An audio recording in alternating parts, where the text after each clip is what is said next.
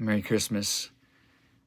I've segued from 2 Corinthians. I'm starting to read through Galatians now, and where I really landed as I was in my quiet time this morning was in verses 6 through 10, where Paul talks about the reason he's writing this letter. He's astonished that the Galatians have quickly deserted the grace of Christ and are turning and accepting a different gospel in verse 6, which isn't really gospel at all, he says. There are people who are troubling you and distorting the gospel of Christ, which Paul taught them, which Paul shared with them. And he says, listen, if an angel from heaven should preach to you a gospel contrary to the one we preached to you, let him be accursed. As we said before, so I say again, if anyone is preaching you a gospel contrary to the one you received, let him be accursed. Anathema. Reject them.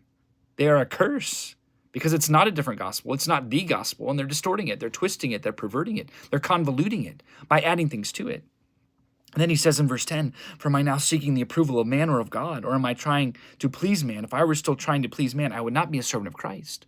Friends, we have to be so careful in our lives that we don't add things to the gospel of Christ. And there's so much of this out there. You have to do this. You have to do that. You have to say this. You have to do this prayer. These are the rules. These are the regulations. This is the process you have to walk through. God has declared the gospel, not us. And we speak and declare it through the power of the Holy Spirit as he leads and guides us into all truth. And we speak it clearly, the death and resurrection of Christ, the good news of what Christ does as we believe, as we follow, and walk with him. But when we make it about ourselves, when we seek our own approval, when we seek our own pleasure, we become the center of the gospel. We become the message of the gospel, and we start to turn it and twist it in ways it is not supposed to go. And we need to contemplate this in our lives. How we ever deviate from the message of the good news that God has already declared. We have to check our hearts and contemplate our hearts. Whose approval are we seeking? It is so hard to avoid not pleasing humanity.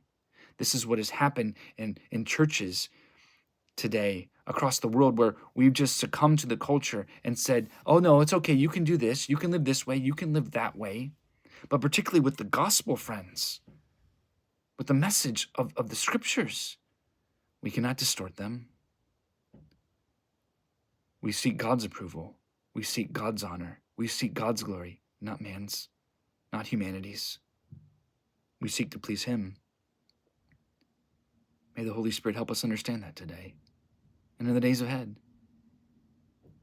We would not be servants of Christ if we sought to please ourselves or please others. So consider this today. Consider this in your life and contemplate it.